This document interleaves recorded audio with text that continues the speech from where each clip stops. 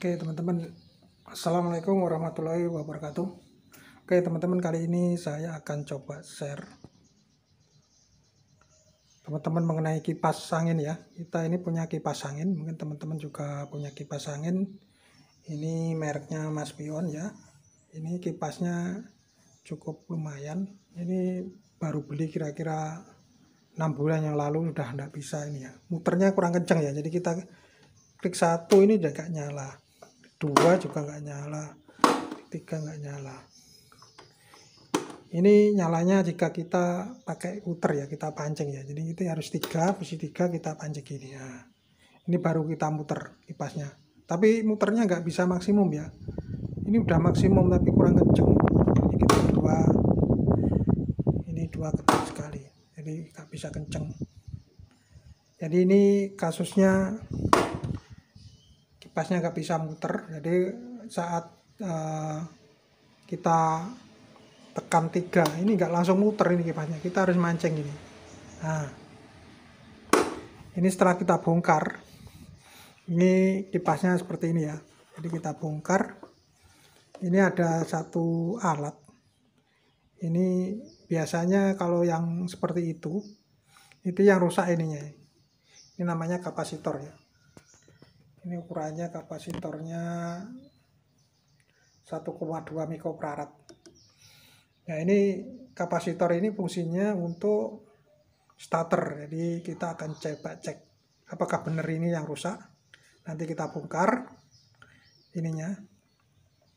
Mungkin teman-teman ada yang punya kasus yang sama untuk kipas angin, tidak perlu ke tukang servis, jadi teman-teman bisa buka sendiri. Ini kalau di toko online itu harganya di bawah 10.000 ya kapasitor ini. Oke, nanti kita coba tes ini apakah kapasitor ini masih baik atau sudah rusak. Oke teman-teman, ini kapasitornya, kapasitor kipas yang sudah kita copot ya. Kita coba ukur ya. Gimana cara mengukurnya? Kita cukup ambil aja multitester atau avometer. Jadi ini kita pasang di 10K ya, 10K atau 1K. Tapi sebaiknya 10K biar ininya bisa dipantau ininya, gerakannya ini. Jadi kalau kita ukur ini avometernya, ini kita pasang di 10 kali ya. Yang R 10 kali kita klik aja. Nah, ini ada jarumnya mentok ya. Jadi kita akan coba ukur nih kapasitor yang rusak. Jadi cara ngukurnya gini. Jadi kalau kapasitor itu ukurnya kalau dia jarumnya, biasanya jarumnya mentok, jarumnya gerak nanti turun pelan-pelan. Nah, itu tandanya bagus. Kalau kita ukur ini, kita ukur. Nah, ini gerakannya cukup sebentar. Jadi nggak ada penurunan. Ini artinya bahwa ini ada kebocoran di kapasitornya.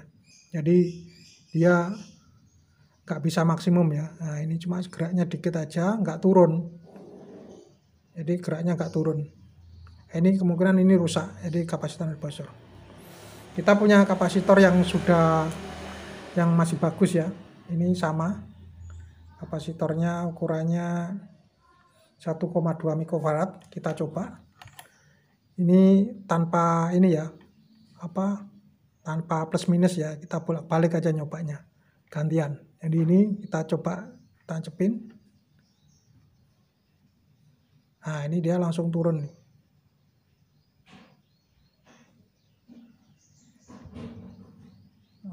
Kita coba turun, dia turun langsung ini, langsung ada gerakannya, langsung turun.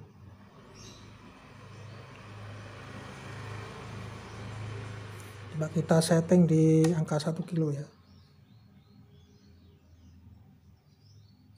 Ini kita balik.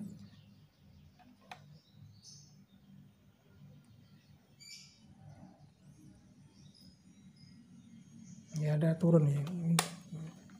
Jadi geraknya di 10 kilo aja biar kelihatan. Jadi ini, dia naik terus turun. Kemudian yang satunya ini, nah dia naik langsung turun. Tadi kalau yang rusak, ini cuma nggak turun-turun, gerakannya tetap aja. Nah di situ. nggak ada triggernya sampai naik. Nah, ini adalah kapasitor yang rusak. Nah, ini gerakannya tetap nggak ada perubahan. Kalau yang bagus ini gerakannya, nah dia ada menunjukkan jarum yang ke kanan, terus nanti turun. Nah, dia turun lagi. Ini adalah baik ya, kapasitor yang berfungsi baik. Nanti kita coba pasang di kipasnya. Oke teman-teman, ini udah kita ganti ya. Kita pakai kapasitor yang fungsi baik tadi, yang masih bagus.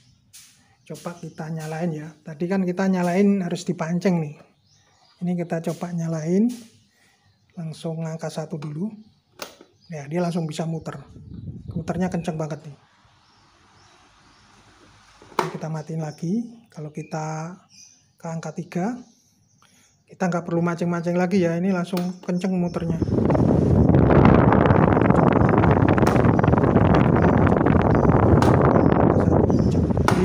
Setelah kipas mati, kita nggak perlu mancing lagi. Jadi kita langsung, misalkan satu ini ya, ini tombol 1 kita tekan, dia yang paling kecil ini tetap bisa muter.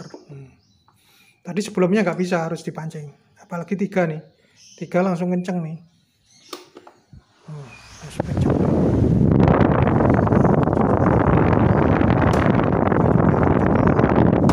Jadi sebelumnya pelan.